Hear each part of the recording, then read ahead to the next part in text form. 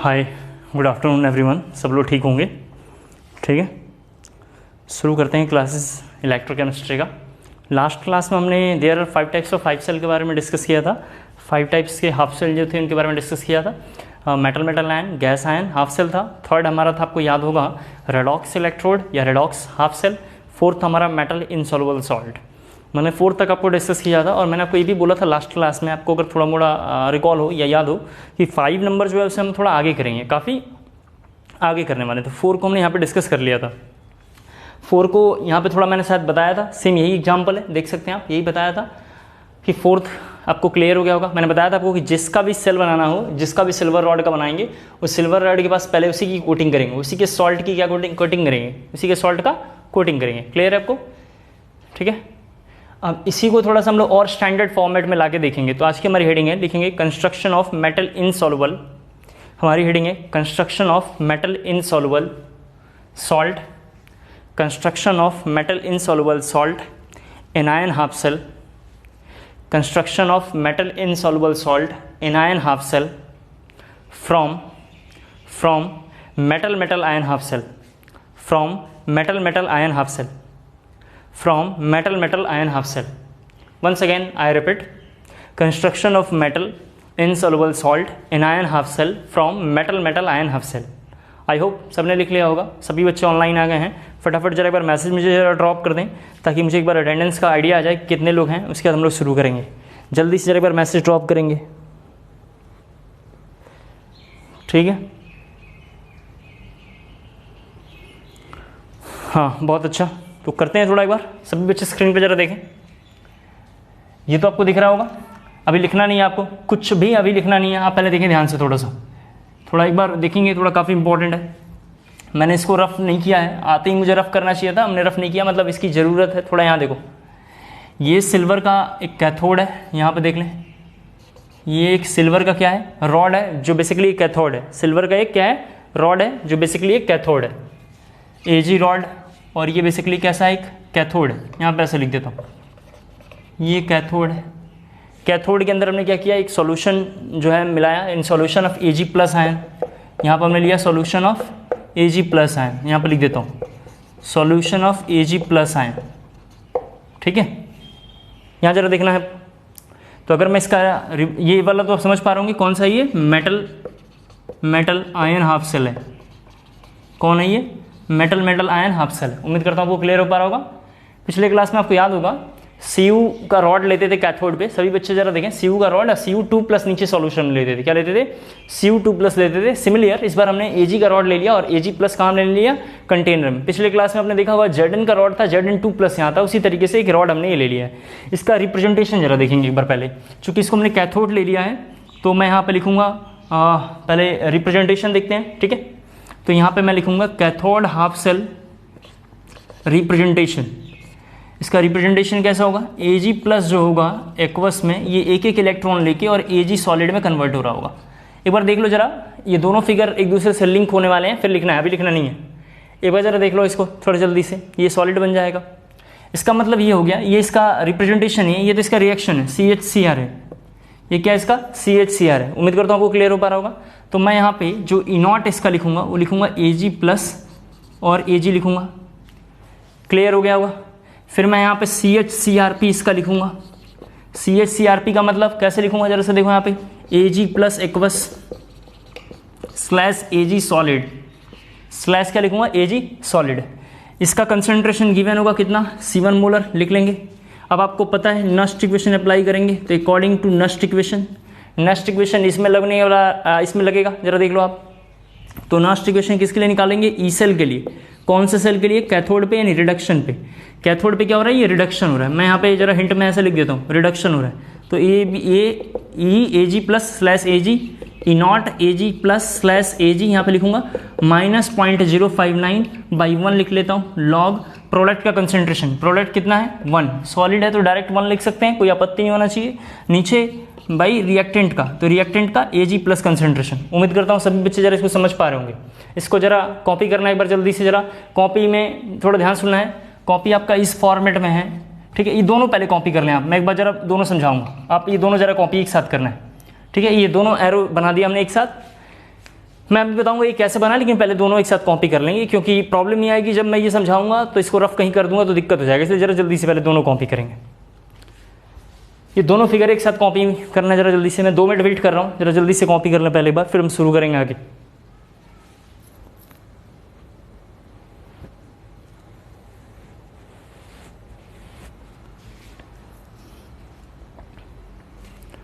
हो गया, कॉपी कर लिया हमने। आपका तो लाइव चल रहा है, वीडियो रोक के कॉपी कर लिया करिए, ठीक है। सभी बच्चों ने कॉपी कर लिया।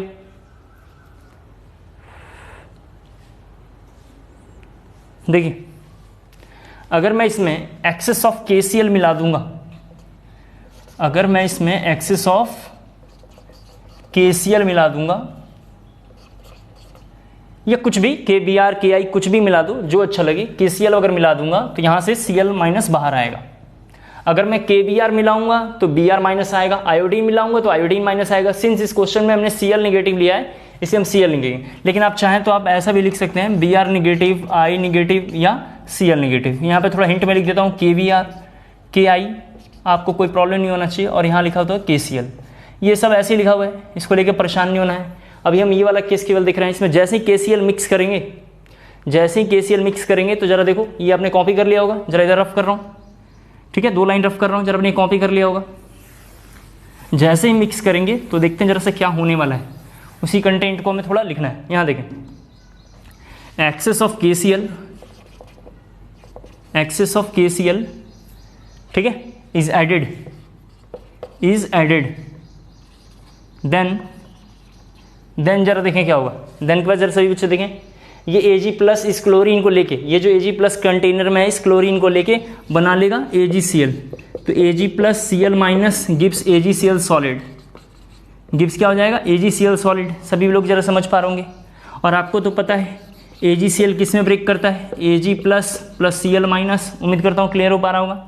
और ऊपर में पहले से ऑलरेडी एक Ag प्लस है, ऊपर में ऑलरेडी एक Ag प्लस है जो ये वाला है, और ये कितना होगा, ये Ag सॉलिड यहाँ पे लिखा पड़ा हुआ है। तो अगर मैं इन दोनों को ऐड करूँगा, अगर इन दोनों को ऐड करूँगा तो ऐसे केस में ये Ag प्लस और ये Ag प्लस बाहर निकल जाएगा, और जो हम ध्यान से देखेंगे तो ये लिखा हुआ है AgCl प्लस इलेक्ट्रॉन। यहाँ जरा देखें, ये लिखा हुआ है AgCl प्लस इलेक्ट्रॉन, और यहाँ पे लिखा हुआ है Ag solid plus Cl minus. आप अगर ध्यान से इस पूरी बात को देखोगे, इस पूरी बात को ध्यान से देखोगे तो यही रिएक्शन लिखा हुआ है। यहाँ जरा ध्यान से देखें, ये जो रिएक्शन नीचे आई हुई है वो यही आई हुई है। इसका मतलब पता चल रहा है कि ये जो कंटेंट पूरा है यहाँ से आया हुआ है।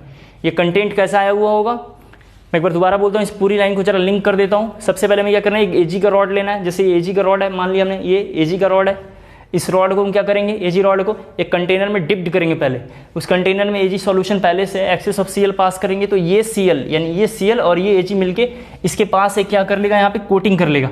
इसके पास क्या कर लेगा, कोटिंग कर लेगा। जब इसके पास प्लेटिंग या कोटिंग, एक ही वर्ड है, कोटिंग हो जाएगा इसके ऊपर, फिर इसका एक हम लोग इस तरीके का सेल बनाएंगे जिसका नाम है एनायन हाफ सेल, जिसका नाम है एनायन हाफ सेल। उम्मीद करता हूँ आपको क्लियर हो गया होगा, सभी बच्चों ने कॉपी कर लिया होगा। तो इसके बारे में थोड़ा हम 1-2 लाइन लिख लेते हैं, शायद हमें याद नहीं रहेगा। लिखेंगे any metal ion half cell, any metal ion half cell. हो गया ये तो, ओके, हाँ लिखेंगे any metal ion half cell can B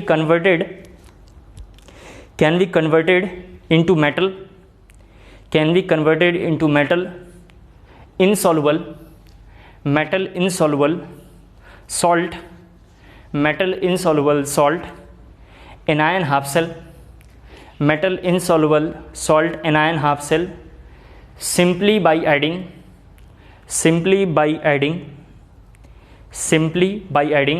excess of solution of anion of insoluble salt। लिखा लोगों ने, anion of insoluble salt, full stop पे लिखना। In metal ion half cell, full stop पर लिखेंगे in metal ion half cell, in metal ion half cell, in metal ion half cell. So both are equivalent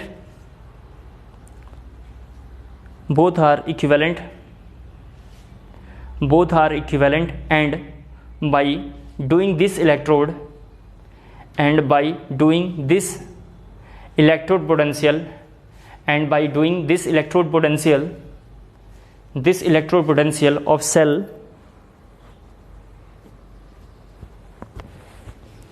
and by doing this electrode potential by doing this electrode potential of cell does not change. Electrode potential does not change, मतलब इसका जो electrode potential रहेगा वो इसका electrode potential के बराबर होगा, इसके इलेक्ट्रोड पोटेंशियल के बराबर होगा। क्लियर हो गया? ये हमारा था आज की क्लास तक इलेक्ट्रोकेमिकल सेल। ये हमारा क्या था? Electrochemical cell. आज जो हम लोग शुरू करेंगे उसका नाम होगा इलेक्ट्रोलाइटिक सेल। आज जो हम शुरू करेंगे उसका क्या नाम होगा? Electrolytic cell. तो जरा हम लोग शुरू कर लेते हैं एक बार। इलेक्ट्रोलाइटिक सेल, ठीक है, लिखना हेडिंग इलेक्ट्रोलाइटिक सेल। सेकंड हमारी हेडिंग है इलेक्ट्रोलाइटिक सेल, ब्रैकेट में लिखना है ईसी, ब्रैकेट में लिखना है EC.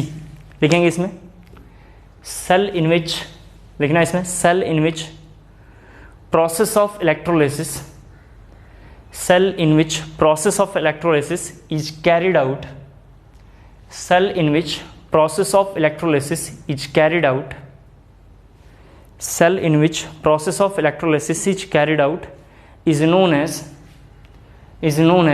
electrolytic cell, is known as electrolytic cell, is known as electrolytic cell। एक वहाँ पे वर्ड आपने लिखा है इलेक्ट्रोलाइसिस, जरा उसके नीचे अंडरलाइन करना है। एक जरा वर्ड आपने लिखा है इलेक्ट्रोलाइसिस, उसके नीचे अंडरलाइन करना है। और सभी बच्चे जरा यहाँ देखें, ये दो वर्ड से बना हुआ है, एक वर्ड है इलेक्ट्रो और एक है लाइसिस। इलेक्ट्रो का मतलब हुआ है इलेक्ट्रिक करंट, जरा देखें आप, इलेक्ट्रो का मतलब होता है इलेक्ट्रिक करंट और लाइसिस का मतलब होता है ब्रेकिंग, लाइसिस का मतलब होता है ब्रेकिंग। ये लिखेंगे, इसका मतलब ये जरा से पहले ये कॉपी करना है, फिर लिखेंगे इसको कॉपी करने का लिखेंगे दैट इज, लिखेंगे that is breaking of substance, that is breaking of substance, that is breaking of substance on passing, that is breaking of substance on passing, that is breaking of substance on passing electricity, on passing electricity, on passing electricity। जरा सभी बच्चे देखें, homework लिख लेना है। Again मैं यहाँ जरा समझा दूंगा, आप घर पे कर लेना। होमवर्क लिखना है आपको comparison between ECC and EC, ये होमवर्क है आपका।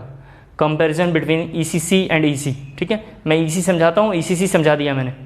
Comparison between ECC and EC, ECC मैंने समझा दिया है, ईसी यहाँ समझा रहा हूँ। कंपेयर आप घर पे लिख लेना। यहाँ देखो, इसमें एक कंटेनर होगा, सभी बच्चे ज़रा देखें, इसमें एक कंटेनर होगा, वहाँ पे दो कंटेनर था, वहाँ पे दो कंटेनर था। यहाँ पे एक ही कंटेनर में दो रॉड होगा, यहाँ एक ही कंटेनर में दो रॉड होगा, जैसे हमने यहाँ पे बना दिया, यहाँ पे इस तरीके का बना दिया। इसका नाम है एनोड, यहाँ पे लिख देता हूँ एनोड। इसका नाम है कैथोड, ई भी लिख देता हूँ कैथोड। सभी बच्चे ज़रा स्क्रीन पे देखेंगे, उसका ईसीसी और ईसी का कंपेयर करना है। वहाँ पे दो बीकर यानी दो कंटेनर में दो अलग अलग रॉड, यहाँ पे एक ही कंटेनर में दो रॉड। दूसरी बात, यहाँ पे जरा देखेंगे, यहाँ पे इस तरीके से ये बना हुआ है, ठीक है, यहाँ पे इस तरीके का बना हुआ है। ध्यान से ज़रा देखना आपको, थोड़ा क्या बना हुआ है आपको भी क्लियर होगा। यहाँ पे कैथोड माइनस है, वहाँ एनोड माइनस था, वहाँ पे एनोड माइनस था। कहाँ पे? ईसीसी में, ईसीसी में एनोड माइनस था। यहाँ पे कैसा होगा? कैथोड माइनस होगा। ध्यान रखना है ये सभी बातें, इन सभी बच्चों को ध्यान रखना है। फिर ये लगा हुआ है इस तरीके का एक्सटर्नल सोर्स, इसको बुक्स में लिखा होगा, यहाँ पे लिखा हुआ है एक्सटर्नल सोर्स। इसी को किसी किसी बुक्स में बैटरी लिखा होगा, इसी को किसी किसी बुक्स में ईसीसी लिखा होगा। एक ही बात है, ये सब क्या है? एक ही वर्ड है। इसका नाम तो हमने डिस्कस कर दिया, इसका नाम क्या होता है? इलेक्ट्रोड। इसका क्या नाम है? इलेक्ट्रोड। सभी बच्चे ज़रा देखते चलें, इसका नाम है इलेक्ट्रोड। इसका नाम एनोड है। एनोड पे यहाँ ऑक्सीडेशन होगा, एनोड पे जो कैरी आउट प्रोसेस होगा उसका नाम है ऑक्सीडेशन, और यहाँ पे जो होगा उसका नाम है रिडक्शन। यहाँ पे नाम है रिडक्शन, यहाँ पे क्या नाम है? रिडक्शन। फटाफट जरा इसे कॉपी करेंगे। ऑक्सीडेशन का मतलब आप जानते हैं क्या होता है, लॉस ऑफ इलेक्ट्रॉन, और यहाँ पे क्या लिखेंगे हम, gain of electron, gain of electron. Clear हो गया होगा। इसको बोलते हैं इलेक्ट्रोलाइटिक टैंक। जहाँ पे ये सॉल्यूशन रखा हुआ है इसको बोलते हैं इलेक्ट्रोलाइटिक टैंक। यहाँ लिख देता हूँ, इसको बोलते हैं इलेक्ट्रोलाइटिक टैंक। कॉपी करना जरा जल्दी से, इलेक्ट्रोलाइटिक टैंक। अगर इसका डेफिनेशन बोलोगे तो लिख सकते हैं कंटेनर, कंटेनर फटाफट जरा कॉपी करेंगे, made up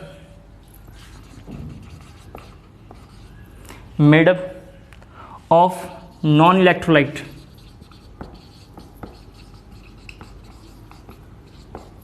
made up of non electrolyte. Clear हो गया। यहाँ पे जिस सब्सटेंस को लेंगे उसको बोलते हैं इलेक्ट्रोलाइट, इसके अंदर जो लेंगे उसको बोलते हैं इलेक्ट्रोलाइट। इलेक्ट्रोलाइट दो तरीके का हो सकता है, मोल्टेन और एक्वस, मोल्टेन और एक्वस। फटाफट इसे जरा कॉपी कर लें, फिर थोड़ा और मैं आगे समझाऊंगा आपको। इसको जरा जल्दी से कॉपी कर लो।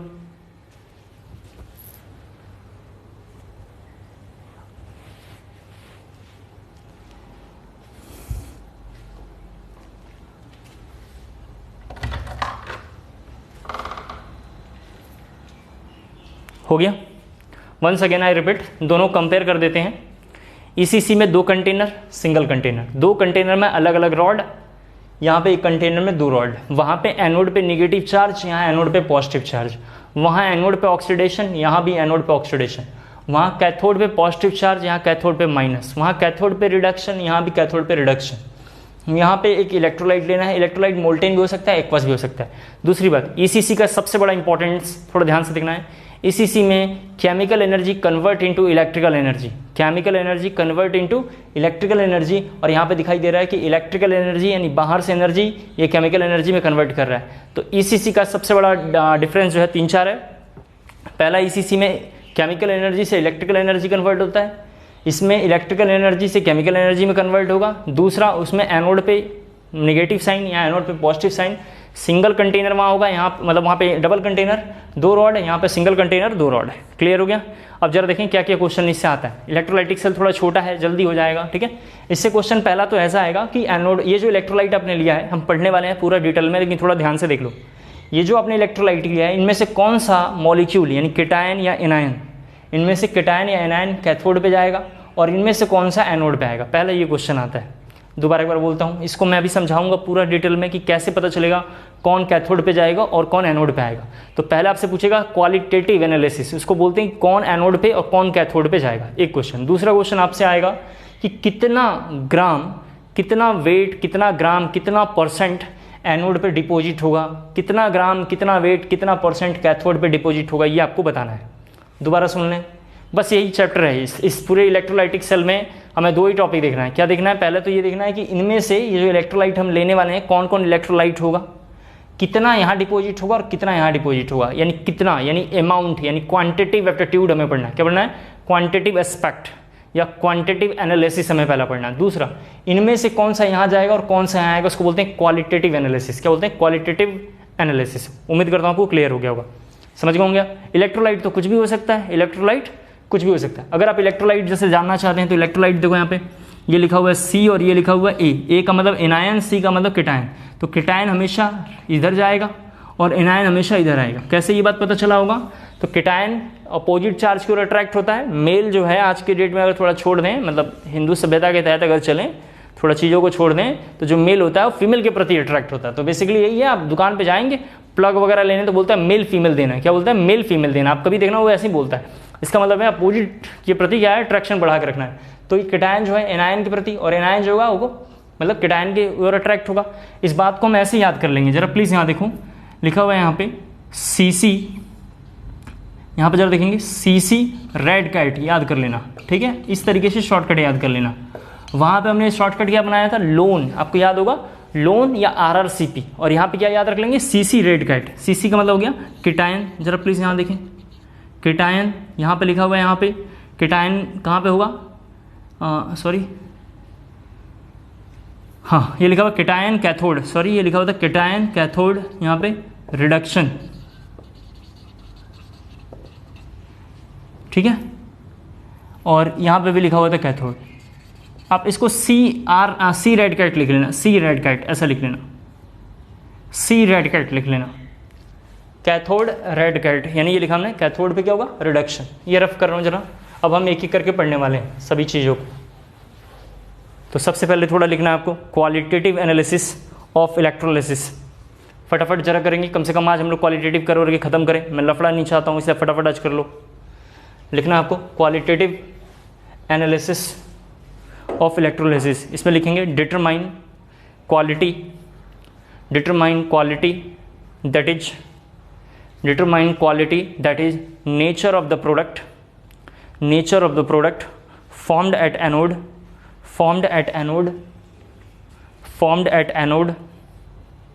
formed at anode and cathode during electrolysis as well as analyze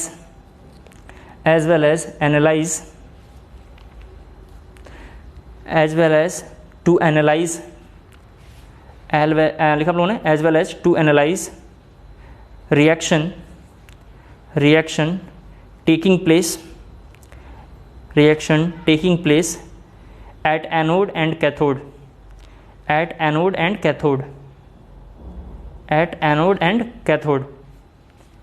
next heading लिखना है आपको क्या क्या फैक्टर होंगे। मैं आपको जब पढ़ाऊंगा तो ये पता चले कौन कौन सा फैक्टर होगा जो सेल रिएक्शन और इलेक्ट्रोड के लिए बेसिकली होगा। तो लिखेंगे factor affecting cell reaction at electrode, factor affecting cell reaction at anode, factor affecting cell reaction at anode. पहला उसमें लिखेंगे नेचर ऑफ इलेक्ट्रोलाइट,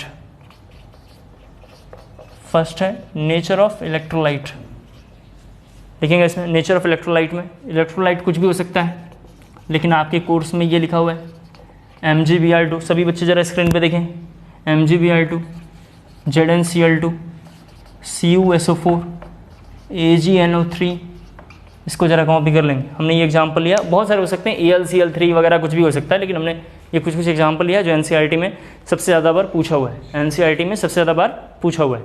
सेकंड लिखेंगे, फर्स्ट पॉइंट था नेचर ऑफ इलेक्ट्रोलाइट, सेकंड लिखेंगे मीडियम ऑफ इलेक्ट्रोलाइट, सेकंड लिखेंगे medium of electrolyte. Medium of electrolyte में लिखना है फर्स्ट पॉइंट जरा सा ए पॉइंट करके लिखना है, ऐसे लिखना हुआ है।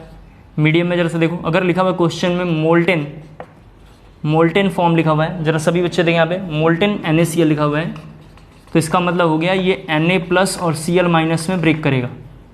लेकिन क्वेश्चन में ऐसा लिखा हुआ है एक्वस, मैं ये सब पढ़ाऊंगा कैसे पता चलता है। एक्वस NaCl लिखा हुआ है, तो इसमें से Na+, Cl-, Na+, Cl-, H+, OH- और वाटर आएगा।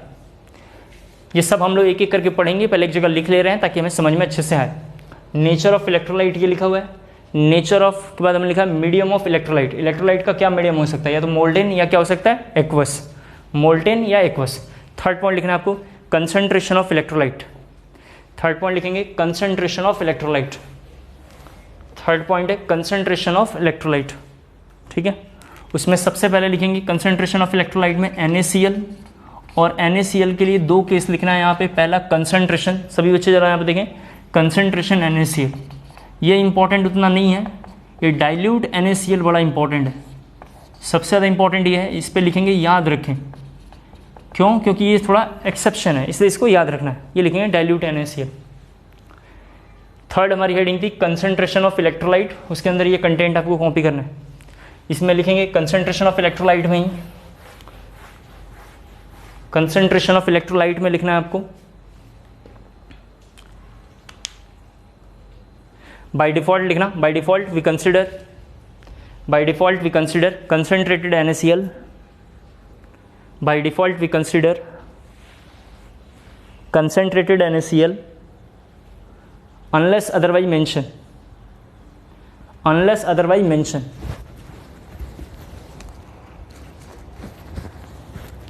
unless otherwise mention हो गया, लिख लिया आप लोगों ने unless otherwise mention लिखना। इसके बाद फोर्थ पॉइंट लिखना आपको charge density flow during electrolysis, charge density flow during electrolysis.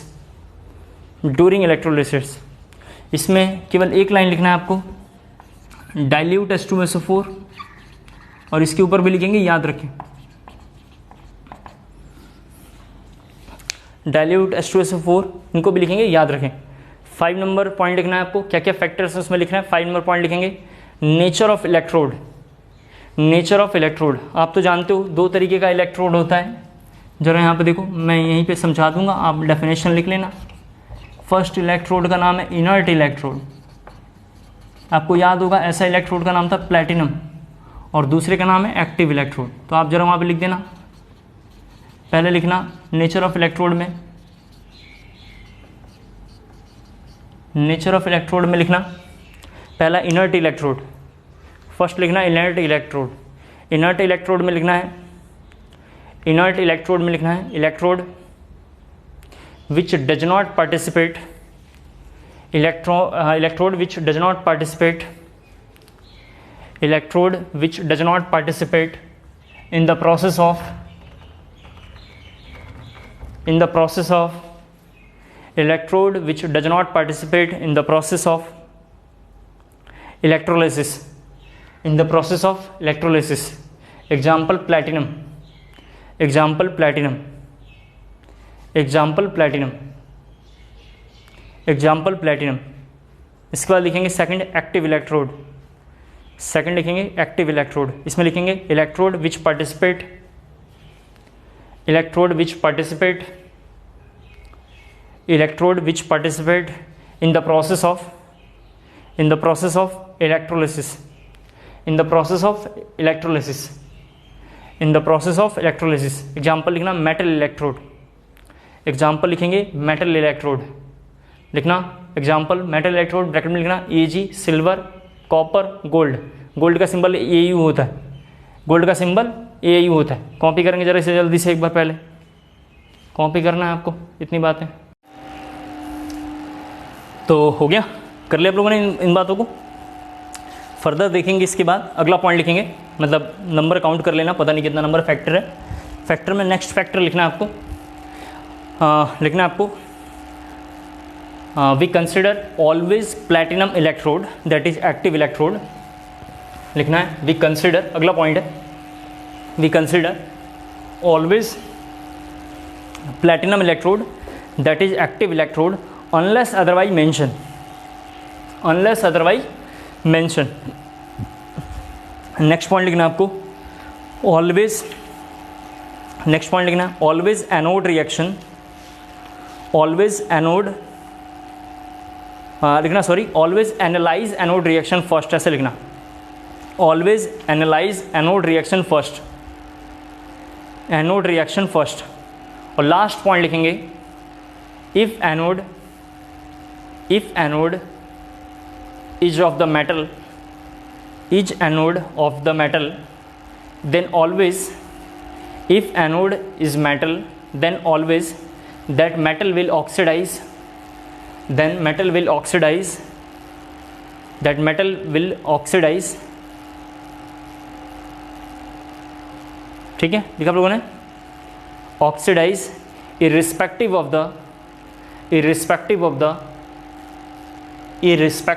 the present of other ion, irrespective of the present other ion, present other ion, present other ion, present other ion। एक एक करके सबको ज़रा देखेंगे, फिर हम उनके बारे में बात करेंगे। तो सबसे पहले हम लोग केस 1 देखेंगे आज की क्लास में, ये फर्स्ट तो हम पूरा कर लेंगे, ठीक है, क्वालिटेटिव कर लेंगे। केस 1 आपको लिखना है electrolysis of molten state, electrolysis of molten state, electrolysis of molten state. जरा सभी बच्चे यहाँ पे देखें पहले, फिर मैं जो बोलूँगा आपको लिखना अभी नहीं, अभी तो कुछ भी लिखना नहीं। अब जरा यहाँ देखो, आपको तो पता है ये कौन है एनोड, और आपको पता है ये कौन है कैथोड। जरा सभी बच्चे यहाँ पे देखें, ये एनोड है, आपको पता है ये रॉड किसका होना चाहिए, प्लैटिनम का, ये भी रॉड किसका होना चाहिए, प्लैटिनम का। आपको पता है ये प्लस, फिर आपको पता है ये क्या है, माइनस, माइनस का नाम आपको पता है यहाँ पे क्या है, कैथोड, इसका क्या नाम है, एनोड। जरा सा देखते चलो पहले एक बार। केस 1 हमने आज की हेडिंग लिखा है इलेक्ट्रोलिसिस ऑफ मोल्टेन स्टेट। क्या हमारी हेडिंग है, इलेक्ट्रोलिसिस ऑफ मोल्टेन स्टेट, तो जिसके बारे में हमने ये लिखा है। अब इसके अंदर इलेक्ट्रोलाइट आएगा, इलेक्ट्रोलाइट का क्या नाम है, NaCl। इलेक्ट्रोलाइट का NaCl नाम है, मतलब Na प्लस कैसा है, केटायन, और Cl माइनस कैसा है, एनायन। जरा सभी बच्चे यहाँ पे देख लें, क्या NaCl को हम ऐसे लिख सकते हैं? बिल्कुल लिख सकते हैं, कोई आपत्ति नहीं होना चाहिए। सभी बच्चे ज़रा समझ पा रहे हैं? यहाँ पे देखें, आपको लिखना नहीं है, अभी कुछ भी लिखना नहीं है, जब मैं बोलूँगा तब लिखना है आपको। देखें होगा क्या, ये Na प्लस इसकी ओर माइग्रेट होगा, और ये जो केटायन के बाद जो एनायन बचेगा वो इधर की ओर माइग्रेट होगा। यही सारा कंटेंट हमने शुरू में समझा था, उसी को थोड़ा हमें लिखना है। तो सबसे पहले हमारी हेडिंग थी electrolysis of molten state, case 1 हमारी हेडिंग है इलेक्ट्रोलिसिस ऑफ मोल्टेन स्टेट, उसी में लिखना है आपको। केस 1 में ही 1 cation and 1 anion, 1 cation and 1 anion, 1 cation of 1 anion. फटाफट जरा ये कॉपी करना है आपको। ये थोड़ा मैं ऐसे बना दे रहा हूँ, ये एक्सटर्नल सोर्स है, ऐसा आप हर बार लिख लेना, एक्सटर्नल सोर्स है। फटाफट जरा कॉपी कर लें जल्दी से, ठीक है, कॉपी हो गया। अब देखिए सबसे पहले कौन सा रिएक्शन स्टार्ट करना है, एनोड का। सबसे पहले कौन सा रिएक्शन यहाँ स्टार्ट करना है, एनोड का। कहाँ पे लिखा है, अभी हमने सारी फैक्टर्स में लिखे हैं। फैक्टर्स को जब आप पढ़ेंगे तो सबसे पहले किसका शुरू करना है, एनोड पे। एनोड पे कौन जा रहा है, Cl। सभी बच्चे जरा स्क्रीन पे देखें, एनोड पे कौन जा रहा है, Cl। तो पहले जरा देखो Cl को ऐसे लिख लेना चाहिए, अब फिर यहाँ पे रिएक्शन लिखना है। तो Cl माइनस 2Cl माइनस, यहाँ पे जरा देखें 2Cl माइनस, तो यहाँ पे लिखूंगा Cl2 गैस प्लस 2 इलेक्ट्रॉन। उसमें और इसमें क्या डिफरेंस है, उसमें और इसमें डिफरेंस है, सुन लें। उसमें इसमें क्या मतलब क्या है, ECC और EC में डिफरेंस ये है कि वहाँ पे E0 की वैल्यू गिवन थी, यहाँ E0 वगैरह दिया हुआ नहीं रहता है, पहली डिफरेंस। दूसरा, यहाँ एनोड पे पॉजिटिव, वहाँ एनोड पे नेगेटिव, यहाँ कैथोड पे नेगेटिव, वहाँ कैथोड पे पॉजिटिव। एक ही कंटेनर में दोनों काम होता है वहाँ भी रिडक्शन कैथोड और एनोड पे ऑक्सीडेशन, यहाँ भी एनोड पे कैसा है, ऑक्सीडेशन। ये Cl हमने जानबूझ के थोड़ा ऐसे नीचे लिखना है कि पता चले कौन कौन सा एलिमेंट Cl पे जा रहा है। दूसरा आपको पता है कौन सा है, कैथोड। कैथोड पे क्या होगा, रिडक्शन। रिडक्शन पे आपको पता है कौन आना चाहिए, Na प्लस। जरा सभी बच्चे स्क्रीन पे जरा देखें, यहाँ पे ये 2Na प्लस, ये 2 इलेक्ट्रॉन को ले लेगा। कौन से 2 इलेक्ट्रॉन, यही वाले 2 इलेक्ट्रॉन को लेने के बाद जरा से यहाँ पे देखो क्या बनाएगा, 2Na सॉलिड। क्या बनाएगा, 2Na सॉलिड। उम्मीद करता हूँ क्लियर हो पा रहा होगा, सभी बच्चे समझ पा रहे होंगे आप। कई बार एग्जामिनेशन में ऐसा भी क्वेश्चन पूछता है, सुन लें जरा ध्यान से। कई बार पूछता है कि एनोड का प्रोडक्ट कौन सा होगा, तो ये वाला एनोड का प्रोडक्ट होगा। मैं ज़रा इसको ऐसे लिख देता हूँ ताकि आप समझ पाएँ। ये कैसा है, एनोड का प्रोडक्ट, यानी एनोड पे कौन जाएगा, एनोड प्रोडक्ट। और इसके बारे में कैथोड प्रोडक्ट, ये क्या लिखा होगा, कैथोड प्रोडक्ट। उम्मीद करता हूँ आपको क्लियर हो गया होगा। एनोड प्रोडक्ट और कैथोड प्रोडक्ट आपको मैं समझा पाया। अब इसके बाद इसको बैलेंस करेंगे, सभी बच्चे ज़रा देखें, इसको बैलेंस करेंगे तो ये 2Na प्लस आ जाएगा, प्लस ये 2Cl माइनस आ जाएगा, और इधर में हम आएंगे तो 2Na सॉलिड बनेगा, प्लस Cl2 क्या बनेगा, गैस, प्लस Cl2 क्या बनेगा, गैस। ज़रा ध्यान से थोड़ा मेरी बात को सुनना है प्लीज़, थोड़ा काफ़ी इंपॉर्टेंट है। इसी बात को हम लोगों ने क्लास 11th में, यहाँ देखेंगे जरा सा, इसी बात को क्लास 11th में हमने पढ़ा है कि NaCl का हम इलेक्ट्रोलिसिस कराते हैं। क्लास 11th में एस ब्लॉक, अभी मैं बोलूँगा उसको वहाँ पे देख लेना। NaCl का इलेक्ट्रोलिसिस कराते हैं तो Na बनता है, यानी 2Na, और Cl2 गैस यहाँ से बाहर निकल जाता है, Cl2 गैस बाहर निकल जाता है, यानी मेन प्रोडक्ट ये बनता है, यानी मेन प्रोडक्ट ये बनता है। आपको याद होगा, मैं थोड़ा इधर हिंट में लिख रहा हूँ, आपको याद होगा क्लास 11th एस ब्लॉक में preparation of sodium, preparation of sodium जिसका नाम है डाउन्स प्रोसेस। डाउन्स प्रोसेस इसका नाम है, क्या नाम है, डाउन्स प्रोसेस। ये डाउन्स प्रोसेस ही है, ये क्या है, डाउन्स प्रोसेस ही है, ये क्या है, डाउन्स प्रोसेस ही है। यही थोड़ा हमें लिखना है, तो फटाफट जरा ये कॉपी कर लें और लिखेंगे it is the industrial process. जल्दी से कॉपी कर लें फटाफट, जरा इसको जल्दी से कॉपी करना है आपको, फिर मैं थोड़ा आगे कंटिन्यू बोलूँगा, उसको सुन लेना, फिर आप लिख लेना, ठीक है। कॉपी हो गया, लिखेंगे it is the industrial process, it is the industrial process for the preparation of, it is the industrial process for the preparation of sodium, for the preparation of sodium known as Downs process, known as Downs process, known as Downs process. It is the industrial process for the preparation of sodium known as Downs process. हो गया। एक line जरा board पे थोड़ा सा ध्यान से देंगे। इलेक्ट्रोकेमिकल सेल और ECC में क्या क्या डिफरेंसेस सुन लें आप। इलेक्ट्रोकेमिकल सेल में पूरा का पूरा आयनिक आना चाहिए तभी होगा। यहाँ पे थोड़ा ध्यान से देखो, यहाँ पे हमसे 2-3 क्वेश्चन आएगा कि इन दोनों में से कौन सा एनोड पे और कौन सा कैथोड पे जाएगा, यानी कौन सा प्रोडक्ट बनेगा एनोड और कैथोड पे। ये क्वेश्चन आएगा। दूसरा ये NaCl बन रहा है, कितना Na बनेगा, दोबारा सुन लें आप। इनमें जैसे Na कहाँ जा रहा है, Cl कहाँ जा रहा है आपको दिख रहा है, तो ऐसे क्वेश्चन आएगा। 2-3 हम क्वेश्चन और करेंगे, फिर आएगा कि कितना Na बनेगा, कितना ग्राम, उसका वेट कितना होगा, ये सब निकालने के लिए आएगा। तो वेट वगैरह हम लोग कमिंग क्लास में करेंगे। आज थोड़ा हम लोग इसी पे काम करेंगे, किस पे, क्वालिटेटिव एनालिसिस पे। ओके, कॉपी करेंगे इसको जरा जल्दी से। हो गया, ठीक है, थैंक यू। लिखना इसके बाद दूसरा एग्जाम्पल, एग्जाम्पल नंबर 2 लिखना मोल्टेन, लिखना molten MgBr2, molten MgBr2, molten MgBr2 using platinum electrode, using platinum electrode. अगर प्लैटिनम इलेक्ट्रोड नहीं दिया होता तब भी हम क्या करते, मान के चलते। प्लैटिनम इलेक्ट्रोड नहीं दिया होता तो क्या करते, मान के चलते। यानी इस लाइन में केवल क्या चेंज करना है, यहाँ पे MgBr2 लिखना है। क्या लिखना है यहाँ पे, MgBr2। इसका मतलब हो गया कि Mg2+ यहाँ पे और Br- यहाँ पे। Br- देख लीजिए कहाँ पे है और Mg कहाँ है, आपको पता है। सबसे पहले क्या लिखना है, एनोड का रिएक्शन। एनोड में कौन होगा, ऑक्सीडेशन। ये सब पहले बनाना है तभी ये सब लिख पाएंगे आप, ठीक है। ये सब पहले बनाना है तभी लिख पाएंगे। एनोड पे क्या होगा, ऑक्सीडेशन। सभी बच्चे जरा देखें ध्यान से। तो एनोड पे किसको लिखना पड़ेगा, 2Br-। ये Br2 क्या होगा, यहाँ से गैस बन के बाहर निकल जाएगा। ये Br2 + 2 इलेक्ट्रॉन हम लिख सकते हैं, कोई आपत्ति नहीं, बिल्कुल आपत्ति नहीं होना चाहिए। फिर अगर हम कैथोड के बारे में ज़रा बात करेंगे तो कैथोड पे क्या होगा, रिडक्शन। ये Mg2 + 2 इलेक्ट्रॉन लेने के बाद ये क्या बनाएगा, Mg सॉलिड। क्या बनाएगा, Mg सॉलिड। उम्मीद करता हूँ सबको क्लियर हो पा रहा होगा। अगर इसके हम प्रोडक्ट को देखेंगे तो यहाँ पे ज़रा देखो, ये बना है Mg2 + 2Br negative + 2Br negative gives Br2 और Mg क्या होगा, सॉलिड। मेन प्रोडक्ट ये होगा, मेन प्रोडक्ट ये होगा। मेन प्रोडक्ट का मतलब आप किसको एक्सट्रैक्ट करना चाहते हैं, किसको बाहर करना चाहते हैं। फिर it is the process of, समझ रहे हैं आप, it is the process of क्या होगा, magnesium. It is the process of preparation of magnesium, sorry, it is the process of preparation of magnesium हम लिख सकते हैं, कर लेंगे। इसी तरीके से थर्ड एग्जाम्पल जरा देखो, यहाँ पर लिखा हुआ है एग्जाम्पल नंबर 3, जिसको आप कर लेना molten AlCl3 using platinum electrode. ये आपका होमवर्क है जिसको आप कर लेना। सेम बनेगा, सेम सब कुछ कॉपी होगा, कर लेना आप इसे। सेम सब कुछ कॉपी होगा, कर लेना आप इसे, बना लेना ऐसे ही सब कुछ, ठीक है। एक बार ट्राई कर लेना आप। इधर रफ कर रहा हूँ, सभी बच्चे ज़रा बोर्ड पे देखें, इसको रफ कर रहा हूँ। 2-3 चीज़ें और थोड़ा देख लें एक बार।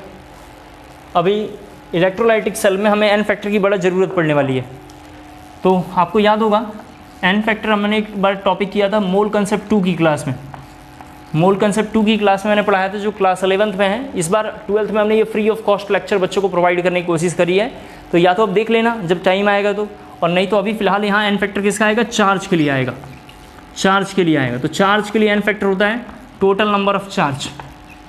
कितना होता है, टोटल नंबर ऑफ चार्ज, ठीक है। जैसे एग्जाम्पल Na+, एन फैक्टर कितना 1, Mg2+, एन फैक्टर कितना 2, Al3+, एन फैक्टर की वैल्यू 3, सल्फेट 2-, एन फैक्टर की वैल्यू 2। ये एन ऐसे ही लिखना है, ये एन ऐसे ही लिखना है, नहीं तो कैलकुलेशन में क्या होगी, दिक्कत आएगी। क्लियर हो गया। एक तो ये एन फैक्टर आएगा, दूसरा एन फैक्टर क्या आ सकता है जरा देख लें आप। ये मैंने हिंट में इधर एग्जाम्पल लिखा था कि आपको दिक्कत ना है। दूसरा आएगा फॉर गैसेस, गैसेस के लिए आएगा। तो गैसेस के लिए जरा देखो कौन कौन से गैस, हाइड्रोजन, ऑक्सीजन। प्लीज़ ज़रा सब बच्चे ज़रा बोर्ड पे ध्यान से देखेंगे, हाइड्रोजन, ऑक्सीजन और Cl2। इसका एन फैक्टर होता है, ध्यान रखना आपको 2, इसका एन फैक्टर 4 और इसका एन फैक्टर 2। ये सब कैसे पता चला होगा, मोल कंसेप्ट 2 के लेक्चर में मैंने किया है। लेकिन यहाँ एक तो ऑप्शन है कि पूरा डिटेल में पढ़ें, दूसरा ऑप्शन है सीधा टाइम नहीं है तो ये डाटा याद करके रखें। वैसे ये डाटा याद ही करके रखना चाहिए, मैंने भी इस डाटा को क्या करके रखा है, याद ही करके रखा है। जैसे जैसे आगे बढ़ेगा हम देखेंगे। केस 1 हमने कंप्लीट कर लिया, केस 2 जरा से लिखेंगे, केस 2 लिखेंगे। इस दोनों डाटा के ऊपर हम लिख देते हैं, याद रखें, थोड़ा काफ़ी इंपॉर्टेंट है। समझ पा रहे हैं ना, इसके बगैर काम नहीं चलेगा, इसको याद ही रखना है आपको। केस 2 लिखना है आपको, इलेक्ट्रोलिसिस, थोड़ा ये काफ़ी इंपॉर्टेंट है। Electrolysis of aqueous salt, electrolysis of aqueous salt, फटाफट जरा कॉपी करेंगे। Electrolysis of aqueous salt, rough कर रहा हूँ इसे। ठीक है। Electrolysis of aqueous salt most important है, थोड़ा सा इस पर लिखना इंपॉर्टेंट, बहुत ज़्यादा इंपॉर्टेंट टॉपिक है ये, एनसीईआरटी बोर्ड के लिए बहुत ज़्यादा इंपॉर्टेंट है। इलेक्ट्रोलिसिस ऑफ एक्वस सॉल्ट, इसमें लिखना minimum 2 cation and 2 anion, minimum 2 cation and 2 anion and water, minimum 2 cation 2 anion and water, minimum 2 cation 2 anion and water. लिख दिया आप लोगों ने? सभी बच्चे ज़रा देखें इसमें, इसमें लिखना है आपको एग्जाम्पल नंबर 1 लिखना है उसमें, एग्जाम्पल नंबर 1 में इलेक्ट्रोलिसिस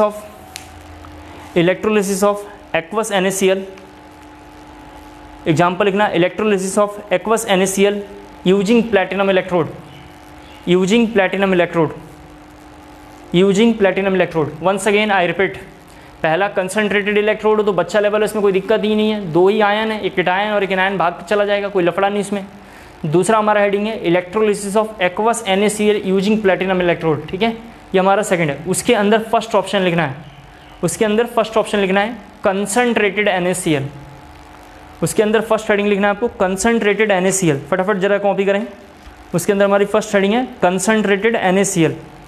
कॉपी कर लिया आप लोगों ने? सभी बच्चे जरा बोर्ड पे देखेंगे एक बार, मैं ज़रा पूरा अच्छे से समझाऊंगा, कोई आपत्ति नहीं आना चाहिए। यहाँ देखो कंसनट्रेटेड NaCl का मतलब ये हो गया, थोड़ा इधर ये कंटेंट भी ज़रा समझा के लाऊँ आपको। कंसनट्रेटेड NaCl का मतलब हो गया कि इस पूरे क्वेश्चन में से Na, ज़रा प्लीज़ यहाँ देखें सभी लोग, क्या दिखाई दिया कि NaCl में से Na+ और Cl- ब्रेक कर गया, और वाटर भी है तो वाटर क्या ब्रेक करेगा, H+ और OH-।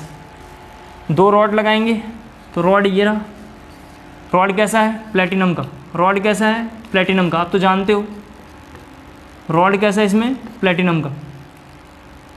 देखें यहाँ पे प्लस और यहाँ पे माइनस, ये C ये A, ये एनोड है ये कैथोड है। जरा एक बार स्क्रीन पे सभी लोग देखें जरा सा, तभी आपको समझ में आएगा, आपको लिखना नहीं है। ये माइनस है और ये प्लस है, कोई लफड़ा नहीं, इधर ख़त्म हो गया। आपको तो पता है ये एक्सटर्नल सोर्स से लिंक है, एक्सटर्नल सोर्स मतलब कोई बाहर से बैटरी से किसी चीज़ से लिंक है, कोई लफड़ा नहीं। अब जरा देखो इसके अंदर क्या है, जब तक NaCl था तो हमें पता था कि इसमें एक Na+ और एक Cl- है, प्लस वाला इधर चला जाता है, Cl- इधर आ जाता है। अब तक की क्लास में हमने ये देखा था कि इस प्रोसेस का नाम है इलेक्ट्रोलिसिस, और 2 आयन है तो इसमें से एक आयन केटायन पे और एक आयन कहाँ जाएगा, एनायन पे आ जाएगा। इसमें तो कोई लफड़ा ही नहीं है, बच्चा लेवल है, कोई भी कर लेगा। प्रॉब्लम ये है कि जैसे ही इसके अंदर लिखा हुआ हो एक्वस NaCl, क्या लिखा हुआ है, एक्वस NaCl, इसका मतलब ये हो गया कि इसमें एक Na+ है, यहाँ ज़रा देख लो आप, एक Cl- है, एक H+ है, एक OH- है और एक वाटर है। इतने सारे आयन हैं, थोड़ा देख लें आप कितने आयन इसके अंदर हो गया। अब Na+ एक्वस NaCl, इस सेल का मतलब क्या होगा, इस सेल में पूरा कैसा भरा हुआ है, एक्वस NaCl। एक्वस NaCl का मतलब ये लाइन, एक्वस NaCl का मतलब ये लाइन है। इसका मतलब ये बात समझ में आ रहा है कि इसके अंदर एक Na+ है, Cl- है, H+ है, OH है, H2O है। जब तक Na+ है तो आपको तो पता है कि Na इधर भाग जाएगा और Cl- इधर भाग के चला आएगा। लेकिन अब 2 केटायन है, एक केटायन ये है और केटायन ये है, एक केटायन का नाम है Na+ और एक केटायन का नाम है H+। तो इन दोनों में से कौन सा एनोड पे आएगा, थोड़ा ध्यान से सुनना है, इन दोनों में से कौन सा एनोड पे आएगा, अब ये मैटर करता है। इन दोनों में से कौन सा एनोड पे आएगा, इन दोनों मतलब कौन सा, Na+ H+, जरा सा देख लें, Na+ H+, इनमें से कौन सा केटायन पे आएगा वो हमें बताना है, वो हमें बताना है। इसी का नाम है क्वालिटेटिव एनालिसिस। क्या नाम है, क्वालिटेटिव एनालिसिस। अभी तो आपको पता है कि ये इधर आएगा, ये भी इधर आएगा, ये पूरा का पूरा इधर जाएगा, ये पूरा का पूरा इधर जाएगा। वाटर दोनों साइड जाता है, वाटर जो है ऑक्सीडेशन भी करता है और रिडक्शन भी करता है।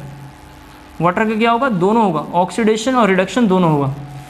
तो ऊपर के जो 4 मॉलिक्यूल है इनका हमें देखना है कि ये कौन से इनमें से एनोड की ओर जाएगा, कौन सा हमारा कैथोड की ओर आएगा। तो जैसे Na और H+ हमने लिया है, इसी तरीके से एक वाटर है, वाटर तो अपनी मर्जी से हमने लिखा है। वाटर का दोनों होता है प्रोसेस, रिडक्शन भी होता है और ऑक्सीडेशन भी होता है, तो वाटर कहीं भी जा सकता है, उसके लिए कोई बाउंडेशन नहीं। तो इसके बारे में हम पूरा डिटेल में भी देखने वाले हैं। तो एक बार ज़रा इसको कॉपी कर लीजिए जल्दी से, पहले फिर मैं ज़रा समझाऊंगा। जल्दी से ज़रा इसको कॉपी कर लो पहले, फिर मैं पूरी बात, थोड़ा और मुश्किल है उसको ज़रा मैं समझाने की कोशिश करूँगा। हो गया, समझ गया आप? दोबारा देखिए एक बार, लिख लिया आप लोगों ने तो। 2 आयन है, मोल्टेन का मतलब 2 आयन, केटायन और एनायन। तो केटायन हमेशा रिडक्शन की ओर जाएगा या कैथोड पे जाएगा। एनायन हमेशा एनोड पे आएगा, हमेशा रिएक्शन एनोड से लिखना है, फिक्स है।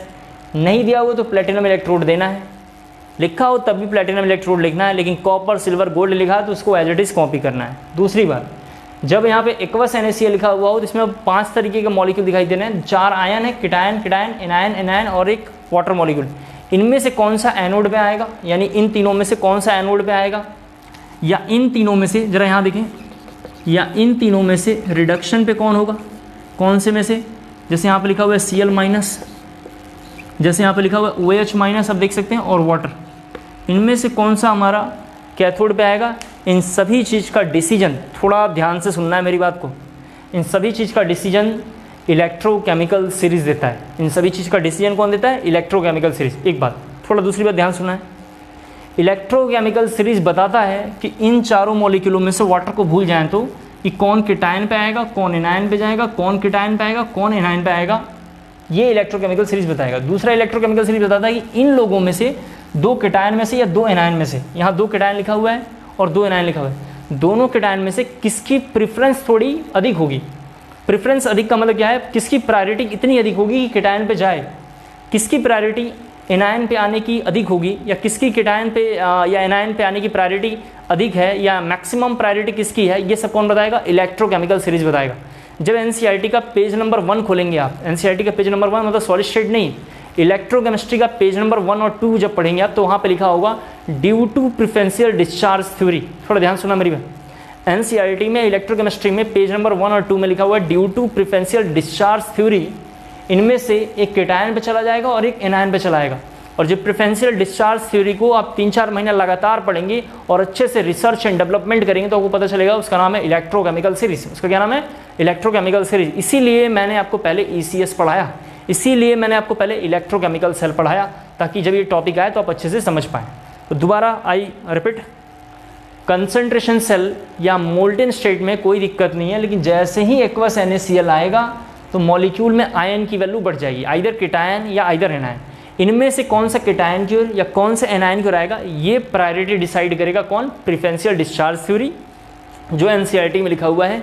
2-3 महीना पढ़ते पढ़ते पता चलता है कि preferential discharge theory is nothing, it just a electrochemical series. तो हमने भी यही बोला कि इनकी ऑर्डर, इन दोनों में से प्रायोरिटी किसकी ज़्यादा है, इन दोनों में से प्रायोरिटी किसकी ज़्यादा है, एनोड पे आने की या कैथोड पे आने की, ये इलेक्ट्रोकेमिकल सीरीज बताएगा। कौन बताएगा, इलेक्ट्रोकेमिकल सीरीज बताएगा। तो मैं यहाँ पे जरा इलेक्ट्रोकेमिकल सीरीज से कुछ एलिमेंट लिख रहा हूँ जो थोड़ा आपको याद ही रखना है।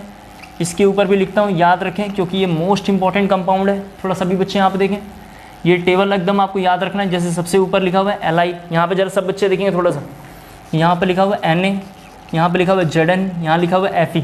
स्क्रीन पे जरा सब लोग देखेंगे यहाँ पे।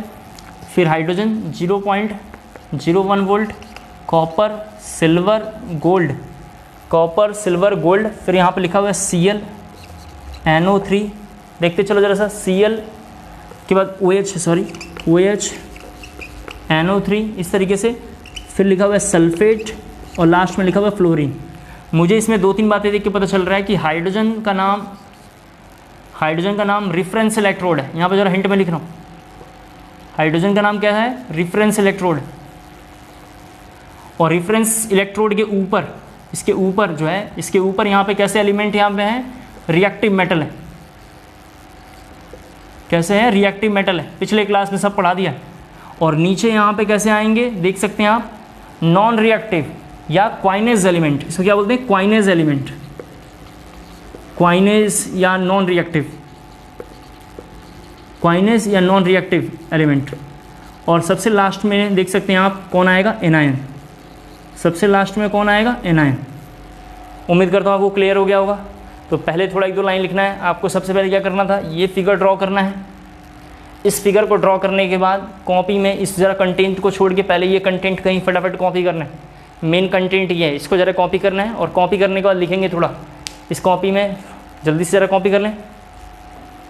इसको कॉपी कर लिया होगा, ज़रा ये कंटेंट मैं रफ कर देता हूँ 2-3 मिनट के लिए, फिर मैं आपको ये लिख दूँगा दोबारा। देखिए आपको तो पता है कि सीरीज में जैसे जैसे नीचे आते हैं, ज़रा सभी बच्चे देखें यहाँ पे, सीरीज में जैसे जैसे नीचे आते हैं तो SRP और SOP का ऑर्डर ऐसा होता है। SRP SOP का ऑर्डर ऐसा होता है, पिछली क्लास में सब हमने पढ़ लिया। SRP standard reduction potential, SOP standard oxidation potential. इस सीरीज़ में अब थोड़ा देखें कैसे हमें यूज़ करेंगे, क्या करेंगे। तो इसके लिए थोड़ा हमें लिखना है, लिखेंगे in case of more than one ion, in case of more than one ion, that ion will oxidize, that ion will oxidize, that ion will oxidize. In case of more than one ion, that ion will oxidize, that ion will oxidize. oxidize किस पे होगा, anode पे, तो लिखेंगे that ion oxidize, that ion will oxidize at anode, which has underline करके लिखना है जो बोलूँगा, higher oxidation potential, which has higher oxidation potential, which has higher oxidation potential, and that ion will reduce, and that ion will reduce at cathode, and that ion will reduce at cathode, which has higher reduction potential, which has higher reduction potential, which has higher reduction potential, which has higher reduction potential। लिख दिया लोगों ने। यहाँ पर जरा सुने ध्यान से, जब तक मोल्टेन NaCl है किटायन कैथोड पे, एनायन एनोड पे आ जाएगा। जैसे ही एक्वस NaCl लिखा हुआ होगा तो मैं समझाना चाहता हूँ, यहाँ ज़रा देखें थोड़ा एक बार, मैं समझाना चाहता हूँ कि एनोड पे ऑक्सीडेशन में बहुत सारे एलिमेंट आ जाएंगे, और कौन कौन से आएंगे, तो Cl माइनस, और कौन आएगा, OH माइनस, और कौन आएगा, वाटर आएगा। वाटर को तो बुक्स में लिखा हुआ नहीं रहता है, जब आप मतलब NCERT पढ़ेंगे तो वाटर लिखा हुआ नहीं है, लेकिन हम लिख के लेके चलेंगे, अभी हम लिख के ले चलेंगे। तो Cl नेगेटिव, OH नेगेटिव, वो वाटर लिखा हुआ है, कोई दिक्कत नहीं। अब हमें एनोड पे लाना है, तो इस सीरीज़ में ज़रा देखो, और इधर देखो क्या लिखा हुआ है, ये दो शॉर्टकट देख लो आप। सीरीज़ में एनोड O बनेगा, यानी एनोड पे O जाएगा जो सबसे ज़्यादा ऊपर लिखा होगा। यहाँ ज़रा देख लो, ये शॉर्टकट है, एनोड पे O जाएगा जो सबसे ज़्यादा ऊपर है, और कैथोड पे O आएगा जो सबसे ज़्यादा नीचे, जो सबसे ज़्यादा नीचे। तो चलिए एक बार देखते हैं, इसमें Cl और OH ज़रा देखना है। Cl और OH यहाँ लिखा हुआ है, देख लो जरा सा, इन दोनों में ऊपर कौन है, सीरीज़ के हिसाब से, किस सीरीज़ के हिसाब से, इलेक्ट्रोकेमिकल सीरीज़ के हिसाब से। यहाँ पे इतने सारे आइटम आ गए, ये कहाँ से आए, यहाँ से आए। इनमें से कौन एनोड पे कौन कैथोड पे जाएगा, सीरीज में जाके देखेंगे, एनोड पे हो जाएगा जो ऊपर लिखा हुआ है। तो Cl और OH देखेंगे, इस सीरीज में Cl और OH यहाँ लिखा हुआ है, दोनों में जो सबसे ऊपर होगा वो एनोड पे आएगा, दोनों में जो सबसे ऊपर होगा वो एनोड पे आएगा। तो मैं समझाना चाह रहा हूँ, एनोड पे कौन रिएक्शन से होगी, 2Cl minus give Cl2 gas plus 2 electron. क्या लिखेंगे, प्लस 2 इलेक्ट्रॉन। उम्मीद करता हूँ क्लियर हो गया होगा। फिर जैसे ही मैं कैथोड पे आऊँगा, यहाँ पे ज़रा देखें, तो कैथोड पे क्या होगा, रिडक्शन। जब मैं रिडक्शन के बारे में बात करूँगा तो रिडक्शन पे कौन कौन है, Na+, यहाँ पे देख लो आप, फिर कौन है, H+, यहाँ पे जरा सभी बच्चे देखें, और कौन है, वाटर। तो Na+ यहाँ है और H+ यहाँ है, Na और H को जरा यहाँ देख लो। इन दोनों में कैथोड होगा जो सबसे ज़्यादा नीचे लिखा होगा, इन दोनों में कैथोड कौन होगा, जो सबसे ज़्यादा नीचे लिखा होगा। तो सबसे ज़्यादा नीचे कौन लिखा हुआ है यहाँ पे, हाइड्रोजन। तो हाइड्रोजन क्या होगा, कैथोड होगा। तो मैं इधर जब आऊँगा तो लिखूँगा H+, यहाँ जरा सभी बच्चे देखें H+, तो यहाँ पे 2H+ करना पड़ेगा और 2 इलेक्ट्रॉन हम लिखेंगे। अब फाइनली मैं यहाँ पे लिखूँगा H2 गैस। क्या लिखूँगा यहाँ पे, H2 गैस। उम्मीद करता हूँ आपको क्लियर हो गया होगा। सभी बच्चे इसको ज़रा देखें, समझ पा रहे हैं, कोई प्रॉब्लम नहीं आना चाहिए। बस इतना ही आसान काम था, इसको कर लेना था। अब तो ये 2 इलेक्ट्रॉन कैंसिल, यहाँ बनेगा 2Cl माइनस 2H+ गिव्स, जरा प्लीज़ यहाँ देखें क्या बनेगा, hydrogen gas plus Cl2 gas. एक बार जरा प्लीज़ यहाँ थोड़ा ध्यान से देख लें, फिर लिख लेना आप, थोड़ा एक मिनट सुन लो। ये प्रोडक्ट बन गया। इस प्रोडक्ट बनने के बाद हम क्या करेंगे, दोनों साइड में NaOH को ऐड कर देंगे, दोनों साइड में हम 2 NaOH को ऐड कर देते हैं। देख लें जरा सा, दोनों साइड में 2 NaOH को ऐड कर देंगे तो हमारे हिसाब से कोई प्रॉब्लम नहीं होना चाहिए। 2 NaOH जरा सा देख लो इधर, प्लस 2OH को अगर मैं ऐड कर दूं तो कोई प्रॉब्लम नहीं होना चाहिए, क्योंकि हमने दोनों साइड ऐड किया है। जैसे ही इसको हम दोनों साइड से ऐड करेंगे तो इधर हमें दिखाई देगा, ये यहाँ पे जरा स्क्रीन पे देखेंगे क्या दिखाई देगा, 2 NaCl plus 2 water. 2 NaCl plus 2 water. Clear हो गया सभी बच्चे, ज़रा देख लें, 2 NaCl प्लस 2 वाटर। ठीक है, कोई डाउट नहीं आना चाहिए। और इधर साइड में जरा देखो क्या बनेगा, इधर साइड में H2 plus Cl2 plus 2 NaOH, क्या बनेगा 2 NaOH। और मैं आपको बताऊं, ज़रा ध्यान सुनना है, मैं आपको बताऊं ये हमने 2 NaOH क्यों जोड़ा सर, अपनी मर्जी से ऐड किया दोनों साइड में। जैसे ये प्रोडक्ट बनेगा तो ये इसका क्या होगा, मेन प्रोडक्ट होगा, ये इसका क्या होगा, मेन प्रोडक्ट होगा। और आपको मैंने बोला है, मैं आपको बताऊं क्लास 11th में, ज़रा यहाँ देखें, क्लास 11th में एस ब्लॉक में एक टॉपिक लिखा होगा कैस्नर केल्नर सेल, कैस्नर केल्नर सेल।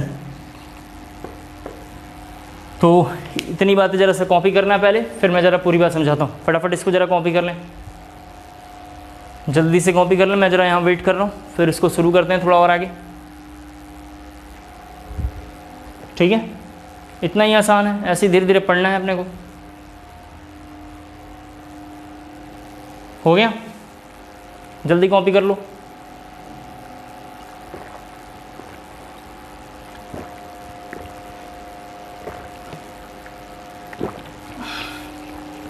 लिखना है, लिखना है, it is a method of preparation of NaOH, it is a method of preparation of NaOH and this process is known as Kästner-Kellner cell। यहाँ लिखा पड़ा हुआ Kästner-Kellner cell, Kästner-Kellner cell। मैं आपको समझाना ही चाहता हूँ, क्लास 11th में एस ब्लॉक में कोई टीचर ये सब तो पढ़ा नहीं सकता ना, बच्चों का नॉलेज इतना कहाँ रहता समझने के लिए, इसलिए टीचर बोलता है कि आगे की क्लास में आप देख लेंगे। तो 12th में यहाँ कर रहा हूँ, आप देखेंगे तो मिल जाएगा। मैंने जो ये एनोड कैथोड समझाया, शायद बच्चे को याद नहीं हुआ, तो इसके लिए भी एक लाइन लिख लो, लिखेंगे from ECS that ion, from ECS electrochemical series, that ion will oxidise, that ion will oxidise at anode, that ion will oxidise at anode which is higher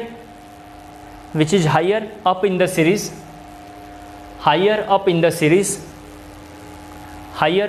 series while that ion will reduce at cathode which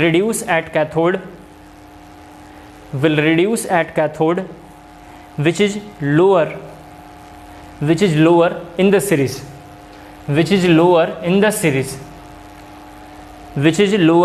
series, full stop पे लिखना है। Next heading हमारी थोड़ा लिखना है, इससे क्या क्या क्वेश्चन प्रीवियस में आए हुए हैं, जरा उन क्वेश्चन को भी हम कर लेते हैं एक बार थोड़ा।